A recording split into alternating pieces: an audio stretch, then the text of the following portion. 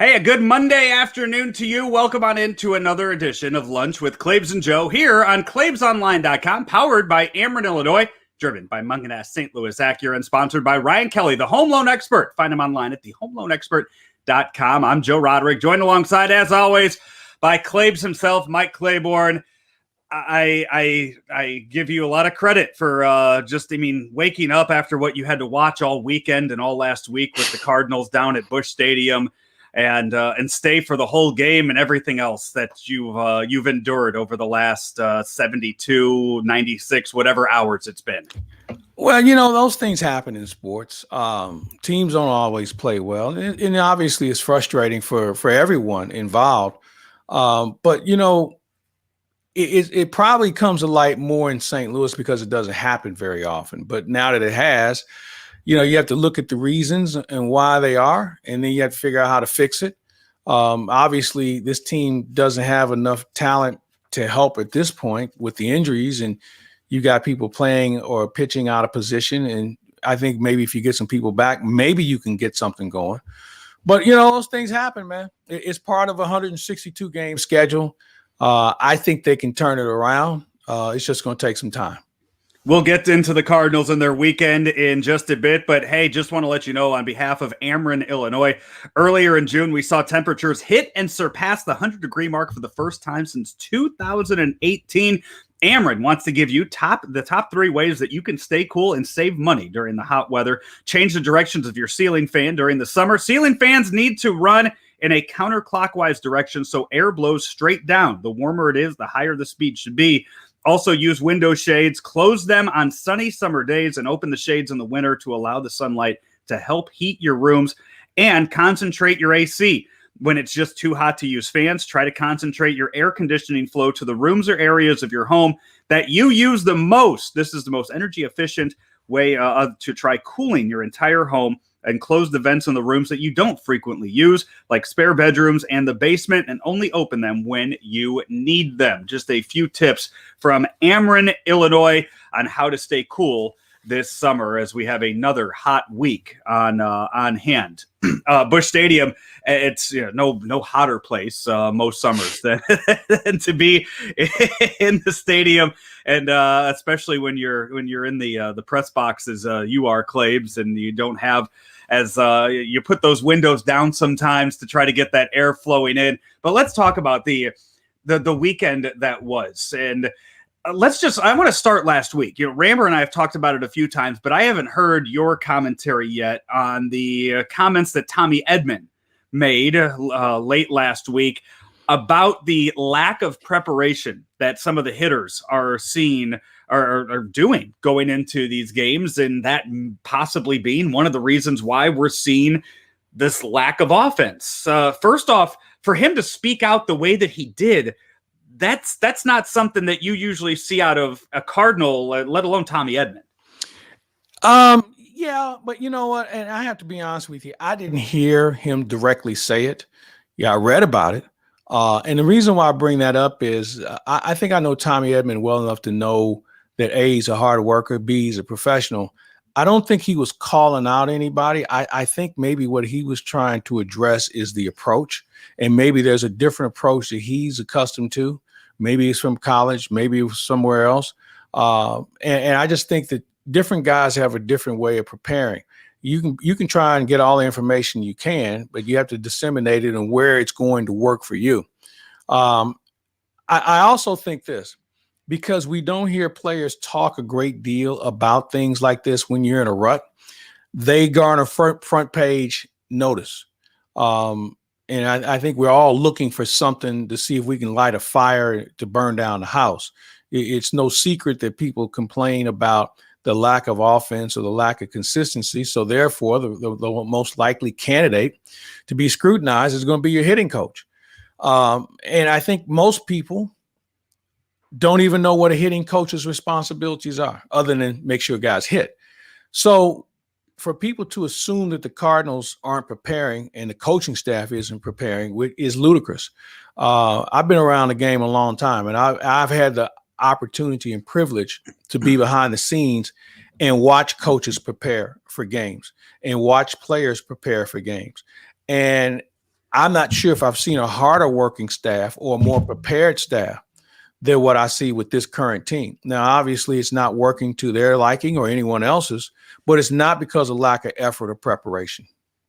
Yeah, and it's something that's going to keep growing as you see the lack of offense on one side, and then on the other side, you see the lack of pitching. It's been very stressful to watch the walks continue on and on and on.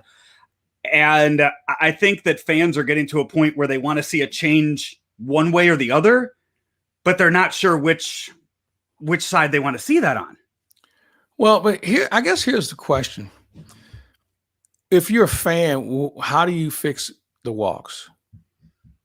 I mean, what suggestions do you have? Mike Maddox didn't become dumb overnight. I mean, he's always had he's done more with less than a lot of pitching coaches. Right. So what do you say to players? Throw strikes? Well, I think most of them understand that's part of why they're here. But so what do you do technically? What do you do differently in midseason to make them more effective, I think is the question. And I don't know if anybody has an answer right now. It's just, excuse me, one of those situations that for some reason, I have my feeling that in some cases, I think this whole foreign substance thing has come to light where some guys were probably using it. And now that they can't, they don't have the effectiveness that they once did.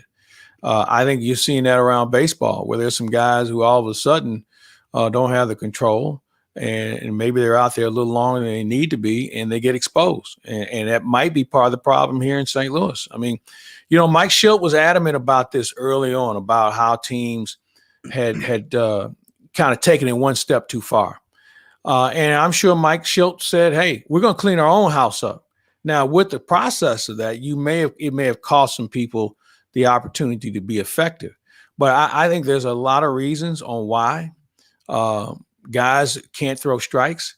I think part of the reasons is some of these guys probably shouldn't be here. I mean, some of these guys should probably hone their skill in the minors, but they rush guys to the league so quickly. This is not a level where you can teach Major League Baseball on the fly. This is what the minor leagues is for. The Cardinals have been pressed into a situation where because of injury and inability to perform, they've had to draw from areas that they probably would prefer to let guys develop. Well, they didn't have that luxury. So they ran them up here and some of them just haven't figured it out yet. And we're paying the price for it.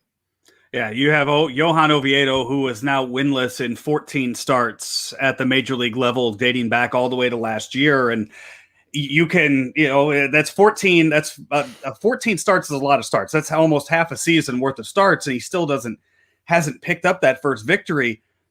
He still shouldn't be up here yet. You look in a perfect world, he would have had a whole season of AA last year and he'd still be working in AAA this year. But he's been rushed up and he was forced into action last year. And it's, it might hurt his development down the road to the kind of pitcher that he could have been. When the Cardinals a few years ago looked at him as untouchable, I think more and more that any kind of, I want to say trade value he might have had or any kind of value to the organization he might have had might be getting hurt just by confidence that he's losing game in and game out. Yeah, that's a good point you make. You hope at his age he doesn't get scarred for life, and I think that's where you're headed with this. Some of this has not been all his fault. Yesterday he probably owned that one, but and then when he settled in, he wasn't bad. But heck, he had 80, 90 pitches at that point. It's hard to learn. As I said, it's hard to learn the job at this level. But the Cardinals elected to think he was ready. I think we can say that he probably isn't, and they didn't have a plan B or one that was effective. So, it comes with the season. You hope you can come up with some other solutions along the way, but it's going to take time. I've said this for how many weeks now? The answer to this team is not in the organization as we speak. Wade LeBlanc gets the start tonight. He was not with the organization when this month started, and now he's starting tonight against the Diamondbacks in place of John Gant. Do you think it was the right decision Yes. to put John Gant in the bullpen before Carlos Martinez? Well, Carlos could be You next. answered I think you answered too quick there. No. Carlos could be next. I think the only reason why Gant went to the bullpen before Carlos is because of Carlos's experience. And I think he gets one more kick at the can. And at that point, then maybe you have to look, then you truly have to look outside the organization, because you don't expect Flaherty and or Michaelis back before the All-Star break. So, you're just trying to get there, man. You're just trying to hold on until you get there. But I think because of Gant's success in the bullpen, and Carlos was successful in the bullpen, is probably the reason why he went out first. But as I said, Carlos isn't far behind. His last few outings have not been what we need at this point. And you got to figure out a way to make it more effective. And that's going to be up to Carlos. The issue with Carlos, too, it's not what we got used to seeing out of him. And that was one bad thing happening in the third or fourth inning and then everything unraveling. With him lately, and the same thing we saw to Oviedo yesterday, is a really, really bad first inning where everything falls apart from the get-go. And teams are batting around. Teams are scoring 3 or 4 runs before you even have a chance to put a helmet on. Well, when you look at Carlos, Oviedo, Gant, it's always one inning. It doesn't. They don't continue to hemorrhage. It's one inning that costs them, and we've seen that recently. It just spirals out of control, and it just goes to show you. And I don't want to put Carlos in this category, but it just goes to show you how inexperienced guys are and learning how to pitch out of trouble. And that's something that you learn in the minors. And when you do get to the majors and you get in trouble, you have options. Right now, they're trying to find options at this level, and that's very hard to do. We'll see the Diamondbacks in town for 3, and then the team heads to Colorado for a 4-game series against the Rockies. Again, I mean, same thing we said last week before it was the Tigers and the Pirates. These are 2 bad teams. The Diamondbacks are one of the worst road teams that we've seen in the history of baseball, I think. The Rockies are good at home, though. The Rockies do have a much better win. I think if the Rockies were to play all 162 games at Coors, I think whatever their record would be like 99, 100 wins based on their winning percentage there at Coors. And that's where the Cardinals are headed next, later on this week. What are your expectations of the team this week, and how bad does it have to get to see any kind of changes? Well, I don't know how bad it's got to get. I kind of feel like one of the strong suits for the Cardinals has been their patience. But I think that one of the other strong suits is being able to recognize that, okay, this isn't going to work. And we've got to do something else. And I don't know whether they're searching or not. I would assume that they're looking. No one can be happy with the current performance. But as I've said before, you need to be looking anyway, because you don't know what your rotation is going to look like in 2022. So this is not a short-term, bandage that you're putting on this situation. You're looking to try and ensure yourself up for at least next year, if not beyond. So, I think they're looking. As far as what to expect, maybe I ought to get on the road for a little bit and just see what happens. Colorado is, as you mentioned, is a good team at home. The games last forever out there. And then you go into San Francisco, one of the best teams in the National League. And then you finish it up with Chicago, a team that's kind of looking to find their way. And I just really think, Joe, it comes down to more than anything else, guys stepping up more, being more consistent, not just hitting, but also pitching. And somebody's got to do it other than Adam Wainwright. And my concern, I guess Wainwright would go in Colorado. That's a place that he could get crushed in because of, the low humidity and being able to find a grip. And when you spin it like him, you're going to need to make sure you have a good grip, that you can really have some good control. So I'm concerned about this situation, but it's one that everybody has to deal with when they go to Colorado, because everybody becomes a hitting machine out there. Claibs Online will be in Colorado 2 weeks from now. You won't be. It'll be me that's going out to Denver. Are you going out to Denver this week? Not a chance. We'll be in Denver this week. That's you. Yeah, this week with the Cardinals. But I was saying not a chance on All-Star. I will be kid there. Was playing out there. I'd watch it on TV. I will be out there for All-Star game festivities.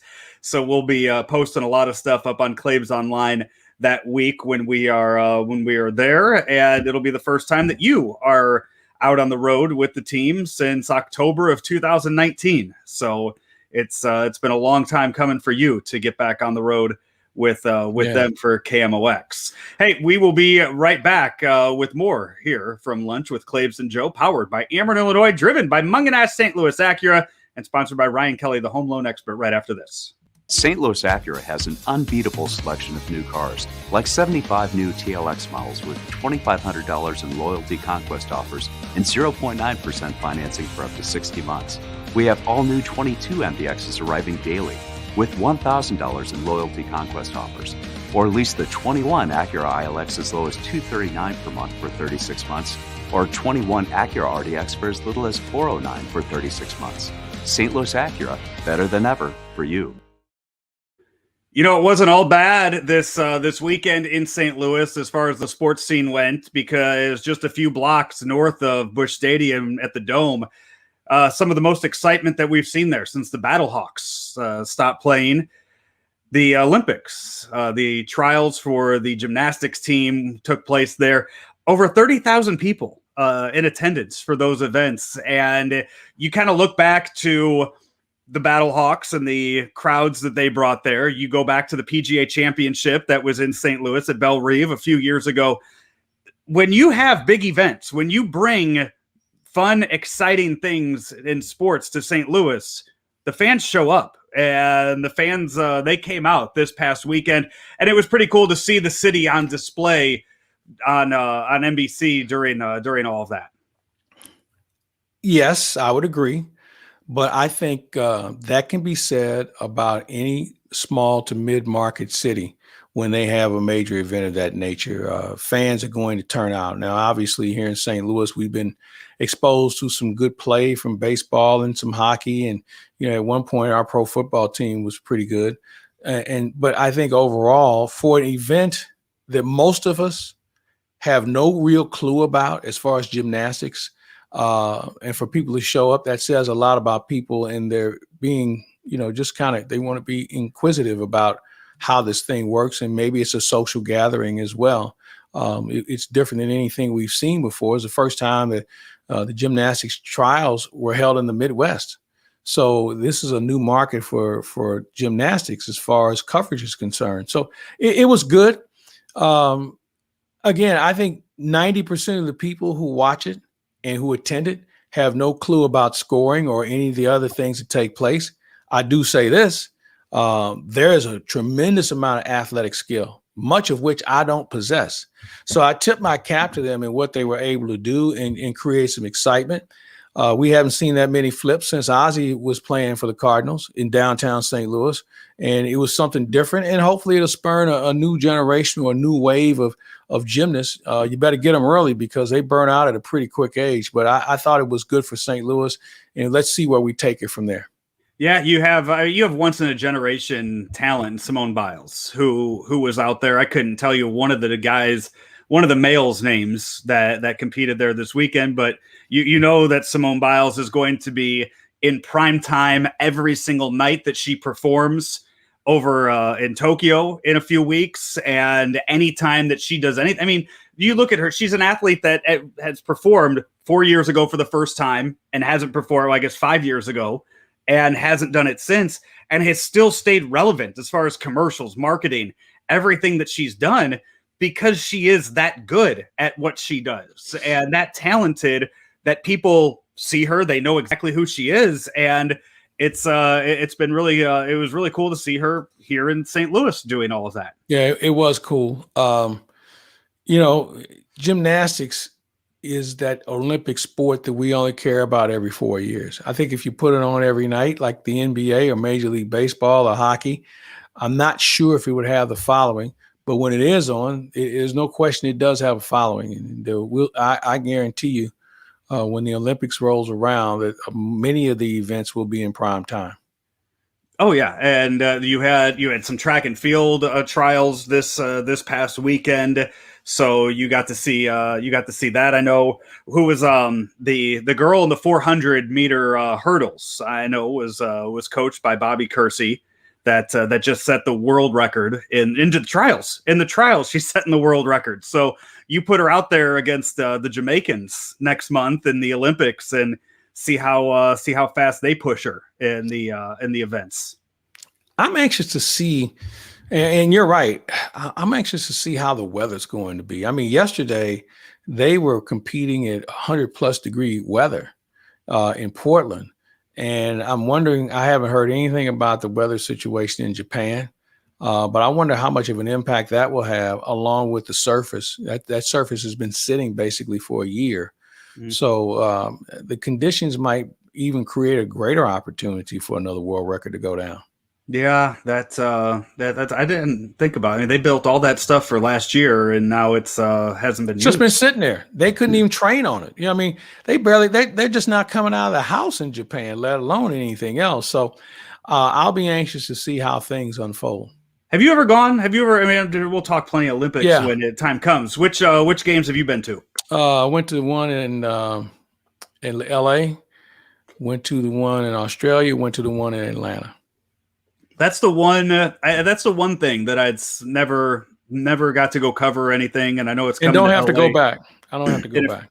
Yeah, that's the one thing I think on my list of all the things that I've gone to and seen and done. I just would like to go and see a couple events at the Olympics. And what is it 28 or 32 or whenever it's in LA? If I'm somehow still hanging around this business by then, I'll try to do it then. It's my plan not to be around by then. In the business, I plan on living. I just don't. I know I won't be in an Olympics. That's not going to happen. I mean, to me, you'll still be in the booth. You'll still be doing. No, don't. No. You'll just be doing home games. The thing is, you would know. I could see you pulling a Hawk Harrelson and just wanting to go out to the fun cities and do the road games. Yeah, I already know what's going on here. Yeah. You would do a Hawk Harrelson. Yeah, that's exactly. And you would just go on the road for them. You'd head them up, move them out. Yeah, I'll stay in Florida when they're at home, and then when they're on the road, you'll go out there. Yeah, exactly. But with technology today and how you watch events, I don't know why anybody would go. I mean, you're going to get a better view on your TV than you are at the event itself. Right, and the traffic and everything around it is going to be miserable. But just to say that you went to that's where it lies. It's just to say that you were there. If you're into that kind of, see, I'm the kind of person that says, who cares if you win or not? I mean, it's not, other than for the individual who's in attendance, I don't think the rest of the world really cares. It's just that's your thing. If you went, I'm happy for you that you had a chance to experience it. But it doesn't move the needle on the stock market or your health or anything else. It's just it's an event you were able to take in. So right, and it's not going every single year, every single event, or seeing how many killing yourself to get from one to another. It's just, hey, I was there, saw a few cool things, did a few cool things. All right, I'm good. I'm done with that. And I think that's kind of what it is. And I think that's where you are. I mean, that's the difference between, right now where you and I are with. You've done, and you got to see all that stuff. So, and I encourage people, if you have the opportunity to do it, in a lot of cases, it's a once in a lifetime opportunity. But, at this point for me, I'd rather watch somebody else do it than me have to do it. Right. So, so that was this weekend. What is it? Is it we're 2 weeks away from, starts on the 23rd of July. Okay. So we're a little further away than I thought with that, but now all the teams I haven't seen, do they have to get out there early and quarantined? I haven't heard. That's a good question. Because they're going back and forth about fans and if they're even going to allow fans at some of these events. Well, I think the maximum is 10,000. Yeah. For any one event. So I don't know how that's going to work. I'll be at home. I'll be somewhere that week, that first week. I don't know what part of the world I'll be in, but I'll just sit back and take it in when it's available. So you have that. You're still waiting to hear who's going to be on that NBA team or that basketball team because no, they announced it already. Did they announce? I thought there were still a few players announcing they were going to be there. Yeah, well, I think they pretty much have their team in place. I figure there's going to be some guy. I mean, like Trae Young, they would want him, but if he goes to plays game 7 of the NBA Finals, does Trae Young want us to go then immediately go over to Tokyo and play more? Well, I think considering it's the Olympics and nothing's guaranteed, I think he probably goes. Again, I can't speak for him. I mean, the wear and tear on a player really decides a lot of things. They're going to have a regular off season as far as rest is concerned, but each individual, it's his choice. So we'll just have to wait and see. Yeah, they so the Hawks down 2-1 last night. The Bucks beat them down in Atlanta. The other series, the Suns up 3-1 on the Clippers, and that looks all but over. And the Clippers were done as soon as Kawhi Leonard went down. They didn't stand a chance in the Western Conference Finals. As soon as Kawhi Leonard was out, that was they made it as far as they could go without their best player, and you're going to get the Phoenix Suns in the NBA championship after they win one more game. I'm good with that. I think Phoenix has been the fun story. I think they're an old school team with regard to how they're built, size in the middle, good point guard play, a legitimate shooting guard. I think Claibs froze up on us a bit there. All right, we got you back, Claibs. Yeah, you froze up on us a bit. Yeah. As I was saying about Phoenix, they're an old school setup where they got a legitimate big man. They've got a good point guard. They've got a good shooting guard, and they've got a power forward or forwards who don't need a play drawn up for them in order for them to be effective. So I like what they're doing. I think Monty Williams, this is what happens when some guys get a second chance, and he's got a second chance with some better players, and he's maximized that. On that other side, Milwaukee looks like they're the team to beat. Should be a pretty good series. Should be a pretty good, because they both have what I would deem a big three. Mm-hmm. And I think we've talked about this on a number of occasions, how you need 3 in order to win. So it should be a lot of fun. And I know some people, no, nobody's going to watch. Well, I don't really care if you watch it or not. I am. Doesn't bother me. It's been fun to watch these. Last night's game, I mean, they're towards the end. The last few minutes of the game are rough to watch. And that's any year during the NBA postseason, just how long the last 90 seconds of a game take, especially when it's a close game. It's tough. It is. But as you look at it, and you speak, by the way, you mentioned Monty Williams and his second chance. I think there were, 8 openings? That also includes Atlanta. Atlanta is included in one of the coaching vacancies this year. 4 of them have been filled, and you imagine Nate McMillan's going to be back with the Hawks next year after taking them this far. With the 4 that have been announced, the 4 coaching, the 4 coaches that have been announced so far, Chauncey Billups, Jason Kidd, Rick Carlisle, and I apologize, I don't know the name. I can't remember the name of the guy in Boston that they just hired. As far as those guys getting second chances, sometimes third chances, in Chauncey Billups' case, his first chance. Any issues? Any thoughts on the coaching changes that we've seen so far in the NBA? Yeah, I'm wondering how Rick Carlisle got another job. He won a championship in Dallas. That's all. And he also went back to Indianapolis where he started. So it made sense. I don't know about that. As far as history with a team and being a champion coach, that all of that made sense. It was a fit that you could see coming. It didn't come out of nowhere. All right. Just like Jason Kidd going down to Dallas after he failed in Brooklyn, after he failed in Milwaukee. Yeah. It made sense for him to go back to Dallas. But I guess here's my deal. And Jason Kidd kind of fits in that category, but Carlisle was there for how many years, and they didn't get out of the first round after he won? Right. I mean, at some point you got to say we got a problem here. I mean, you got one of the more aggressive owners as far as trying to acquire players. It just, I don't know. I know Rick Carlisle is a pretty smart guy. There's only one guy who I think that was smarter than him, and I thought Rajon Rondo really kind of called him out on some things as far as how the game is played and how it should be coached. But you know what? He got another job, and at the end of the day, I hope it works out. I don't want to see any of these people fail. I'm anxious to see who's going to hire Becky Hammon, because everyone I've talked to says she is definitely ready. And I think they would surround her with a good staff. So I'm anxious to see. And now all of a sudden Penny Hardaway's name comes up because he played in Orlando. So this is a guy who got it. Memphis is going to probably be on probation. He only had the 1 year there, or 2 years. And I'm trying to figure out how and why, but you know what? It's the NBA. And I'll say this about the NBA. At least they have a coaches association. So they're a little bit more buttoned up and a little bit more organized in making sure its members get a legitimate opportunity. But I don't really have as much fault with the NBA and its hiring practices than I would some other leagues. So you know what? If you get a job, and good luck and have fun with it. The by the way, you mentioned Becky Hammon.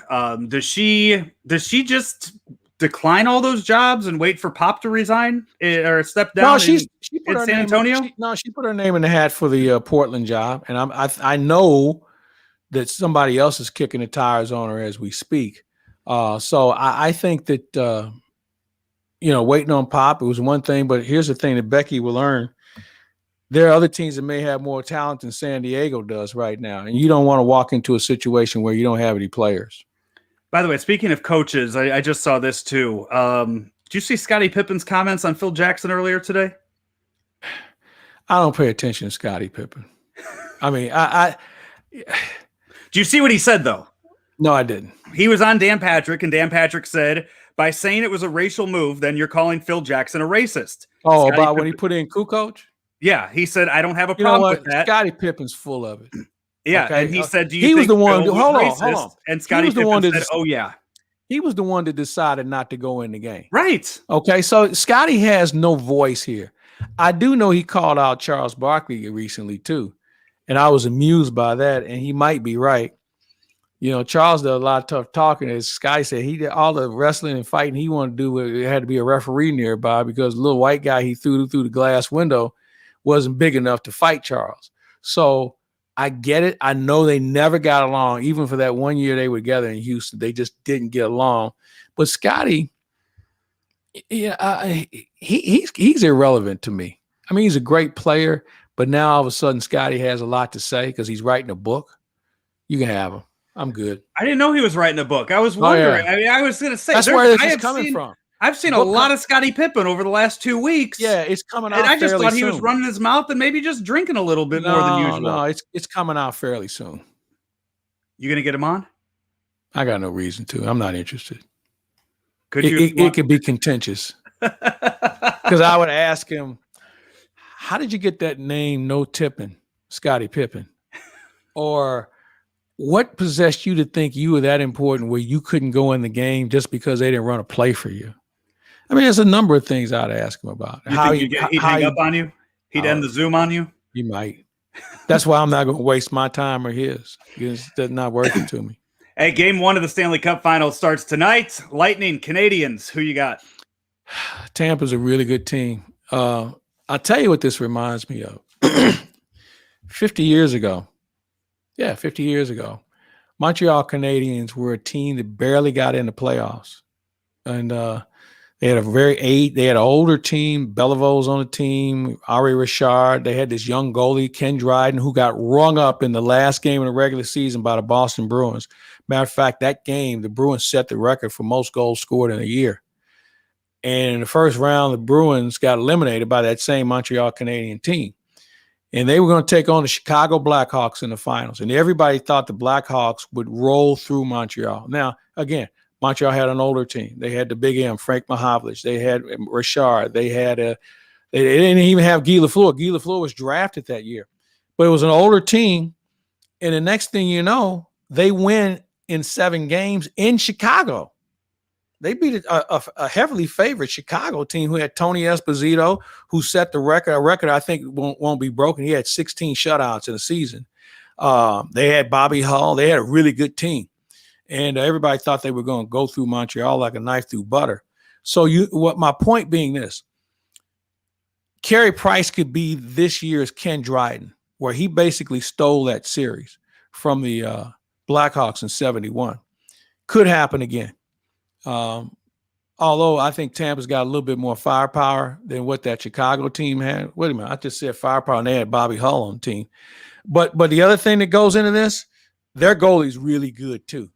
So, you know what? It could be a 4-game sweep or it could be a 7-game series. I just think it depends on what Tampa does early. If Tampa comes out and sends notice that, hey, we're the Tampa Bay defending Stanley Cup champions, this thing could be over with quickly, because I don't know if Montreal can score enough. You got Pat Maroon, who will get his has a chance for his third straight ring, or Jake Allen could get his second ring as a back goalie up in Montreal. So Blues fans' rooting interest could be split in that series as they watch. And then you have the Tampa head coach, John Cooper, who started his coaching career basically here in St. Louis, coaching Junior A. Coop's a good guy. So I don't have a team I'm rooting against in this series, because I'm a huge Canadian fan. We'll be back to wrap things up here on Lunch with Claibs and Joe, powered by Ameren, Illinois, driven by Munganast St. Louis Acura, and sponsored by this man. You know, the only thing faster than this supersonic golf cart are the closing times at thehomeloanexpert.com. Mortgage rates are in the twos, and we have a 21-day closing guarantee. Apply online today at thehomeloanexpert.com. All right, Claibs, let's wrap things up here. Just two quick things to get to. First of all, the College World Series from this past weekend. It's game one of the best of three starts tonight. It's Vanderbilt and Mississippi State. But outside of that, that has taken a back seat to what happened in North Carolina State this past weekend, as they were in the semifinals against Vanderbilt. They had to play one of the games with 13 players due to a COVID outbreak on the team. 13 players had tested negative for it, had passed any of the testing. They threw them out there. They played a competitive game. And then at 2 a.m., the NCAA sent out a memo saying, you know what, we're making the Wolfpack forfeit their final game. Vanderbilt goes in to the championship game. Now, there's a lot on both sides. If the players had the opportunity to be vaccinated and passed up on it, is that on them? For that, is if you made them play with 13 players, why do this at 2 a.m.? There was a lot that went into that decision. I don't think it was the right one after having them play with 13 guys the day before. Well, I think a couple of things you have to take into account. The reason maybe why they waited until 2 a.m. is because they wanted to be absolutely positively sure, and they didn't want to make a snap decision. They didn't want to keep people waiting all night either. So I don't know all the particulars on who got vaccinated and who didn't. Are we talking about guys who were vaccinated and they still tested positive? If that was the case, then maybe you had to make them take the test again to make sure it was conclusive. So there's a lot of questions that still probably need to be answered that would probably give us a better reason on whether it was a good or a bad decision. I do know this. It's unfortunate that North Carolina State couldn't continue. But you know what? I think the NCAA and everybody's been pretty lucky that they haven't had more situations like this over the last year and change. That they did the right thing in a lot of cases, and a lot of people and teams didn't suffer because of it. So obviously this one was a pretty serious situation that we'll hopefully get to the bottom of here down the road, but it was really unfortunate. Having said all that, good luck to Vanderbilt. And I got a St. Louis kid on that team, and watching him play and knowing him as a child, I'm anxious to hopefully see him get on the mound before this is all said and done. They that's a powerhouse down there in Vanderbilt, and what they've been stacked for years, man. Yeah, they have. Yeah, they have. But a fun, always a fun series. 3 games. Game 1 is tonight. So you have the College World Series. You have the first game of the Stanley Cup Finals. Clippers Suns, is that tonight or tomorrow? Yes, is that tonight? It's tonight. Okay. There are a lot of options. And you have Cardinal baseball. There are a lot of other options than Cardinal baseball to watch tonight on your TV. I'll be watching Cardinal baseball. I know you. You got those 2 80-inch TVs, though, monitors behind you in the radio Cardinal booth, though. I'll be watching Cardinal baseball. Now, if somebody else wants to have another event on, I'll take a glance at it, but I'll be focused on the Cardinals. As Wade LeBlanc makes his first start as a St. Louis Cardinal tonight. I'm not sure about that. I guess my concern is if Wade LeBlanc, who everybody tells me is a great guy, if Wade LeBlanc couldn't make the Baltimore Orioles or Texas Rangers major league staff, what's he doing starting for the Cardinals? It's that tells you You what kind you of year do it's think been. you do think you're better than Baltimore and Texas, right? You would hope. Okay. After this past week, I'm not sure. By But the you way, know, so maybe they use him in a role, and I think the plan was to have he and Woodford go in a game together. So maybe it's LeBlanc and John Gant. And basically, I said, boys, here's the deal: you two are pitching tonight, and that's it. Nobody's coming out of the bullpen. We're not going to burn up 3 or 4 other guys just so you can get out of the 5th inning. It's your game. You decide how long you're going to be there, but you're going to be there. and finally, just wanted to bring this up too. The Tour de France is going on Oh. right now. You and I talked a few weeks ago about how crazy fans have been, especially in the NBA, with some of the stuff that happened early on in the playoffs with popcorn and water bottles and spitting and going up, running onto the court and touching the backboard and fighting in the stands. You have a fan at the Tour de France that caused one of the biggest pileups that we've ever seen because she was holding a sign up saying hi to her grandma and grandpa. And they can't find her apparently. No, because they're trying to sue her. Well, that'd be her least concern as far as I'm concerned. She might want to fear for her safety. It was unfortunate, but you know what? If it wasn't for that, you and I wouldn't even be talking about the Tour de France today. I think the stain that Lance Armstrong and others left on that particular sporting event is something that we just have moved on from. And because Americans haven't prevailed like they once did because of what they were obviously doing, that sort of event doesn't have the appeal that it once did. Now, there's nothing wrong with cycling. Don't get me wrong. I think it's a fun activity. But as far as the Tour de France and its credibility is concerned, it's something that will always have a cloud over it. I just got my my triathlon suit last week, Claibs, that I've been going out and cycling in. I'll send you pictures of. I thought you were going to. At first, I thought you were going to send me the suit. I don't know why you would do that, but yeah, have fun with it, man. It should be. I think it's a great activity. I really think it's a great activity, and when they do the triathlons like that, I think that says a lot about a person's makeup. So, if you're going to roll out there in it, man, go for it. I know you'll do well. You recorded an interview last night that'll be up on Claibs Online tomorrow or Wednesday. That was one you talked about last week. Yeah, Bob Lattenville, who is with the William Morris Agency, and they're as big as they get. Bob has been in the business for over 30 years in representing athletes, coaches, universities, quite familiar with the NCAA as well. And he's a lawyer, a very good lawyer, and he's got some interesting takes, and he really simplifies what the ruling means. And this is why I would suggest for people who just only heard a little bit of it or weren't sure what it actually means, tune in. I guarantee you'll have a better understanding of what this is all about and where it's headed. And things might start to change later this week. So I would just say stay tuned. I'm planning to have Ryan Fagan on the show this week. Was talking to him last week at Busch. Next week, Jeremy Rutherford will be on with me. We'll talk about the expansion draft, and might already be done with the Stanley Cup Finals by the time I have him on the show. So that's the next 2 weeks at least, plus whatever else I find in the meantime. So we have that coming up for you on Claibs Online. Plus, Rammer and I, before we did this, we recorded our Daily Cards episode. I heard it was priceless. We kind of went after it, after each other a little bit on it. What I heard. I'm anxious to check it out. I didn't know it was even uploaded yet, so it's not. I just what I heard. You know, okay. I get around, man.